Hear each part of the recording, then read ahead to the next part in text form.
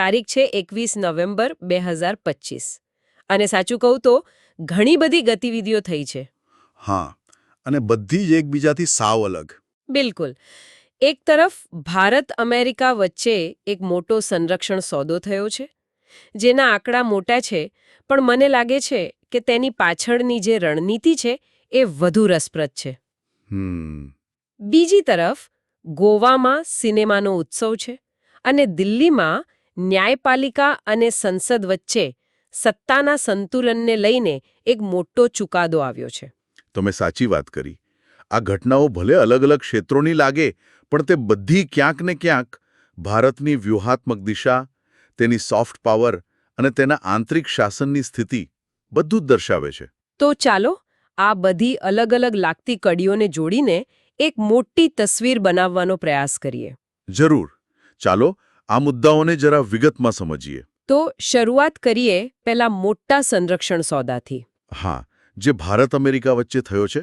બરાબર.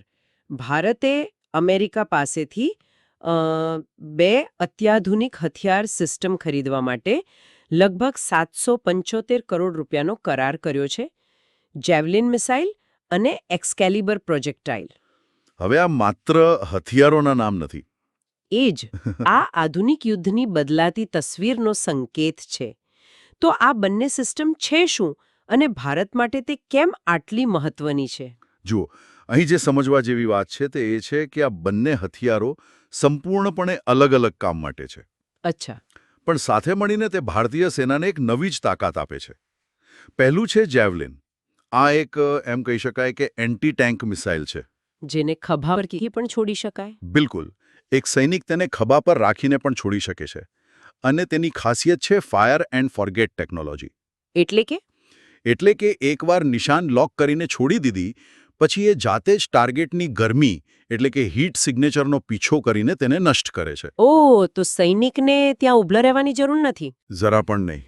યુક્રેનના યુદ્ધમાં રશિયન ટેન્કોનો નાશ કરવામાં તેની ભૂમિકા એટલી મોટી હતી કે તેને ટેન્ક કિલરનું ઉપનામ મળી ગયું છે. મતલબ કે દુશ્મનની ટેન્ક સામે લડવા માટે આ એક ખૂબ જ અસરકારક હથિયાર છે. અને બીજું એક્સકેલિબર. તે કેવી રીતે અલગ છે? એક્સકેલિબર એ કોઈ મિસાઇલ નથી. તો શું છે? એ એક સ્માર્ટ તોપનો ગોળો છે. સ્માર્ટ ગોળો? હા. સામાન્ય રીતે તોપના ગોળા ચોક્કસ નિશાન નથી લગાવી શકતા. તેમાં થોડી ઘણી ચૂક થઈ શકે છે. પણ એક્સકેલિબર જીપીએસ ગાઇડેડ છે. અચ્છા. એનો અર્થ એ છે કે તમે તેને 40થી 50 કિલોમીટર દૂર આવેલા કોઈ નાના ટાર્ગેટ પર પણ એકદમ ચોક્કસપણે મારી શકો છો. 40-50 કિલોમીટર? હા. આ એક ગેમ ચેન્જર છે. કારણ કે સામાન્ય તોપની રેન્જ માંડ 15-20 કિલોમીટર હોય છે. હું સમજો. પણ મારો સવાલ એ છે કે આ બંનેને એકસાથે ખરીદવાનો વ્યૂહાત્મક અર્થ શું છે? આનાથી આપણને સરહદ પર કેવો ફાયદો થશે? તમે એકદમ સાચા મુદ્દા પર આવ્યા છો. આ માત્ર હથિયારોની ખરીદી નથી. આ યુદ્ધની વિચારસરણીમાં આવેલા પરિવર્તનનો સંકેત છે. કેવી રીતે? જો, જેવલિન આપણને પહાડી વિસ્તારોમાં ખાસ કરીને ચીન સામે દુશ્મનના ટેન્ક અને બખ્તરબંધ વાહનો સામે એક અસમપ્રમાણ લાભ આપે છે, જેને એસિમેટ્રિક એડવાન્ટેજ કહેવાય. જ્યાં આપણા સૈનિકો છુપાઈને હુમલો કરી શકે. બરાબર. અને બીજી તરફ એક્સકેલિબર દુશ્મનની સપ્લાય લાઇન, તેના કમાન્ડ સેન્ટર, હથિયારોના ડેપો આ બધાને સરહદની પેલેપાર ઊંડે સુધી જઈને નષ્ટ કરવાની ક્ષમતા આપે છે. તો આ બંને મળીને એક એવી રણનીતિ બનાવે છે જ્યાં આપણે ઓછામાં ઓછા નુકસાન સાથે દુશ્મનને વધુમાં વધુ અસર પહોંચાડી શકીએ. બિલકુલ. આ સંખ્યાબળ પર નહીં, પણ ટેકનોલોજી અને ચોકસાઈ પર આધારિત યુદ્ધની તૈયારી છે. આ તો થઈ દેશની સરહદોને ટેકનોલોજીથી સુરક્ષિત કરવાની વાત, જેને આપણે હાર્ડ પાવર કહી શકીએ. પણ આજના વિશ્વમાં દેશની સોફ્ટ પાવર પણ એટલી જ મહત્વની છે. અને ભારતની સૌથી મોટી સોફ્ટ પાવરમાંની એક છે આપણું સિનેમા. સાચી વાત છે. અને આ જ સંદર્ભમાં ગોવામાં 56માં આંતરરાષ્ટ્રીય ફિલ્મ ફેસ્ટિવલ ઓફ ઇન્ડિયા એટલે કે IFFIની શરૂઆત થઈ છે. હા. અને આ વર્ષે IFFIએ પોતાની એક પરંપરા તોડી છે. શું થયું છે? ઇતિહાસમાં પહેલીવાર ઉદ્ઘાટન સમારોહ કોઈ બંધ ઓડિટોરિયમમાં નહીં, પણ પણજીના રસ્તાઓ પર એક શાનદાર ફ્લોટ પરેડ સાથે થયો. વાહ, આ તો બહુ રસપ્રદ છે. મને લાગે છે કે આ એક ખૂબ જ સારો બદલાવ છે. પહેલા ફિલ્મ ફેસ્ટિવલ એવું લાગતું કે માત્ર નિષ્ણાંતો, વિવેચકો અને ફિલ્મ જગતના લોકો માટે જ છે. હા, સામાન્ય લોકોથી થોડું દૂર. બરાબર. પણ આ પ્રકારની પહેલ સિનેમાના ઉત્સવને સામાન્ય લોકો સુધી લઈ જાય છે. આ પરેડ વિશે થોડું વધુ જણાવશો. અને આ ફેસ્ટિવલમાં આંતરરાષ્ટ્રીય સ્તરે શું ખાસ છે? આ પરેડમાં અલગ-અલગ પ્રોડક્શન હાઉસ, રાજ્યોના સાંસ્કૃતિક જૂથો, એનિમેશન સ્ટુડિયો બધાના ફ્લોટ્સ હતા. એક રીતે ભારતીય સિનેમાની વિવિધતાની ઉજવણી હતી. અને આંતરરાષ્ટ્રીય સ્તરે? આંતરરાષ્ટ્રીય સ્તરે જોઈએ તો આ ફેસ્ટિવલમાં દેશોને અલગ-અલગ ભૂમિકાઓ આપવામાં આવી છે. આ વખતે ફોકસ કન્ટ્રી જાપાન છે. એટલે કે જાપાની સિનેમા પર વિશેષ ધ્યાન આપવામાં આવશે. હા, પાર્ટનર કન્ટ્રી સ્પેન છે, જે સંસ્થાકીય સહયોગ દર્શાવે છે, અને સ્પોટલાઇટ કન્ટ્રી તરીકે ઓસ્ટ્રેલિયા છે. પ્રદર્શન થશે. બરાબર. આ બધું ભારતને સિનેમાના વૈશ્વિક નકશા પર એક મહત્વના કેન્દ્ર તરીકે સ્થાપિત કરે છે. અને મને લાગે છે કે માત્ર ફિલ્મો બતાવવા કરતાં પણ વધુ કંઈક થઈ રહ્યું છે. રાકેશ ઓમપ્રકાશ મહેરા આંતરરાષ્ટ્રીય જ્યુરીના અધ્યક્ષ છે અને યુનિસેફ જેવી સંસ્થા સાથે પણ ભાગીદારી છે. બિલકુલ. અને આપણે વેઝ ફિલ્મ બજારને ન ભૂલવું જોઈએ. હા, એ પણ મહત્વનું છે. તે IFFની સાથે જ ચાલે છે અને તે દક્ષિણ એશિયાનું સૌથી મોટું ફિલ્મ માર્કેટ છે. અહીં દુનિયાભરના નિર્માતાઓ, વિતરકો, રોકાણકારો બધા ભેગા થાય છે. જ્યાં ફિલ્મોના સોદા થાય છે. હા, ફિલ્મો વેચાય છે, ખરીદાય છે, બધા ભેગા થાય છે. જ્યાં ફિલ્મોના સોદા થાય છે. હા, ફિલ્મો વેચાય છે, ખરીદાય છે, નવા પ્રોજેક્ટ્સ માટે ફંડિંગ મળે છે. આ એક એવું પ્લેટફોર્મ છે જે ભારતીય વાર્તાઓને વૈશ્વિક દર્શકો સુધી પહોંચાડવામાં મદદ કરે છે અને વિદેશી રોકાણને પણ આકર્ષે છે. આ ખરા અર્થમાં સિનેમાનું અર્થતંત્ર છે. ગોવાના દરિયા કિનારેથી હવે ગુજરાતના દરિયાકાંઠે આવીએ. માંગરોળમાં 19માં ગુજરાત વ્હેલ શાર્ક દિવસની ઉજવણી થઈ. હવે આ કોઈ સામાન્ય ઉજવણી નથી. આ લગભગ 2 દાયકાથી ચાલી રહેલા એક અનોખા અને અત્યંત સફળ સંરક્ષણ પ્રોજેક્ટની ગાથા છે. હા, આ કહાણી ખરેખર અદ્ભુત છે. 2005માં જ્યારે આ પ્રોજેક્ટ શરૂ થયો ત્યારે સ્થિતિ ખૂબ જ ખરાબ હતી. શું થતું હતું ત્યારે? વ્હેલ શાર્ક, જે દુનિયાની સૌથી મોટી માછલી છે અને સંપૂર્ણપણે હાનિકારક છે, તેનો મોટા પાયે શિકાર થતો હતો. ત્યારે ગુજરાત વન વિભાગ, વાઇલ્ડલાઇફ ટ્રસ્ટ ઓફ ઇન્ડિયા એટલે કે WTI અને સ્થાનિક માછીમારો, સાગરખેડુઓ તેઓ સાથે આવ્યા. અને પરિણામ શું આવ્યું? આ પ્રોજેક્ટને આટલો સફળ કેમ ગણવામાં આવે છે? પરિણામે આવ્યું કે જે માછીમારો પહેલા વ્હેલ શાર્કનો શિકાર કરતા હતા તે જ હવે તેના સૌથી મોટા રક્ષક બની ગયા છે. વાહ! આ પ્રોજેક્ટ હેઠળ અત્યાર સુધીમાં 1000થી વધુ વ્હેલ શાર્કને બચાવીને દરિયામાં પાછી છોડવામાં આવી છે. આ બહુ મોટી સિદ્ધિ છે. પણ આ થયું કેવી રીતે? તેની સફળતાનું રહસ્ય તેની પદ્ધતિમાં છે. અહીં કાયદાનો ડર બતાવવાને બદલે માછીમારોને આ અભિયાનમાં ભાગીદાર બનાવવામાં આવ્યા. એટલે કે તેમને આર્થિક રીતે પ્રોત્સાહન આપવામાં આવ્યું. પણ શું માત્ર પૈસા આપવાથી લોકોનો અભિગમ બદલાય છે? તમારો સવાલ ખૂબ જ મહત્વનો છે. શરૂઆતમાં પ્રોત્સાહન તરીકે જો કોઈ માછીમારની જાળમાં વ્હેલ શાર્ક ફસાઈ જાય અને તે તેને સુરક્ષિત રીતે છોડી દે તો સરકાર વળતર આપે છે. હા, સરકાર તેને જાળના નુકસાનના વળતર રૂપે 50,000 રૂપિયા આપે છે.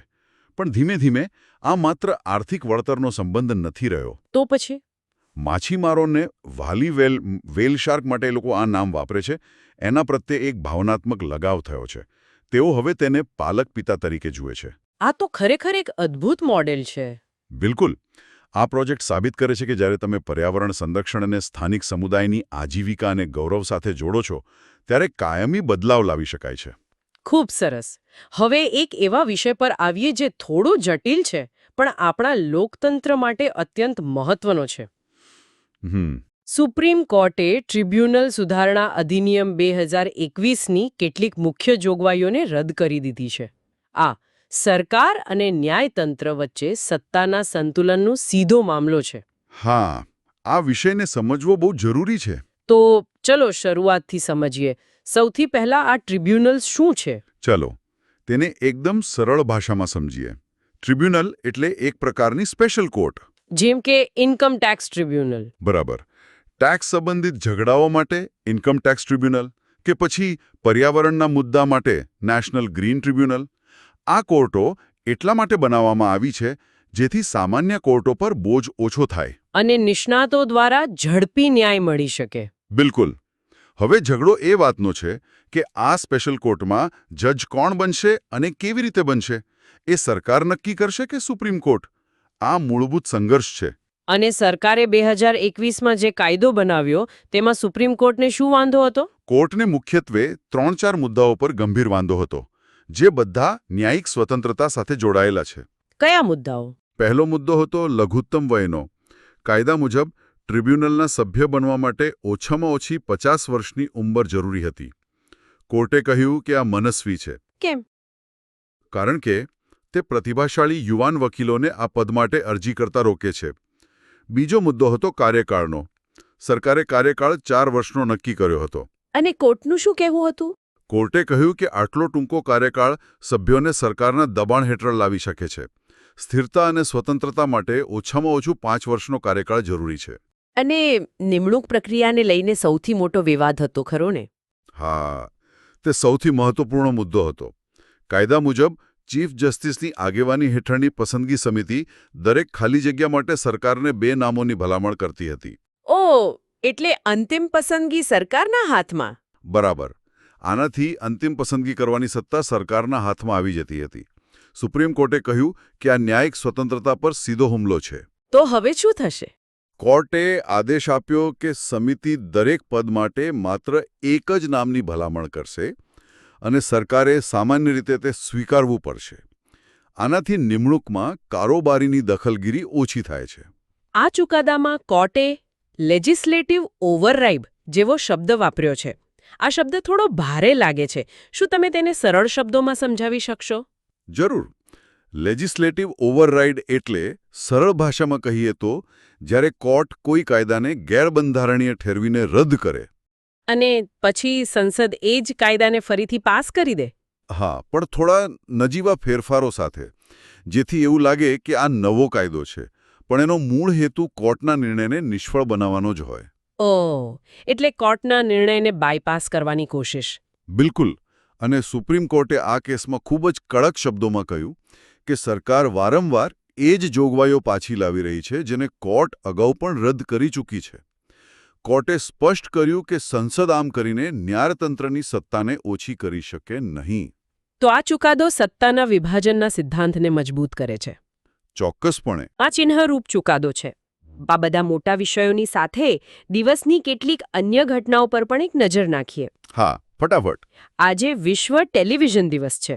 હા, 1996થી સંયુક્ત રાષ્ટ્રે 21 નવેમ્બરને વિશ્વ ટેલિવિઝન દિવસ તરીકે ઉજવે છે. આજે ભલે આપણી પાસે સ્માર્ટફોન અને ઓટીટી પ્લેટફોર્મ હોય પણ દુનિયાના મોટાભાગના લોકો માટે આજે પણ ટેલિવિઝન માહિતી અને મનોરંજનનો સૌથી મોટો સ્ત્રોત છે. સાચી વાત છે. રાજકીય ક્ષેત્રે બિહારમાં નીતિશ કુમારે 10મી વખત મુખ્યમંત્રી તરીકે શપથ લીધા. આ એક રેકોર્ડ છે. હા, તેઓ બિહારના સૌથી લાંબા સમય સુધી સેવા આપનાર મુખ્યમંત્રી બન્યા છે.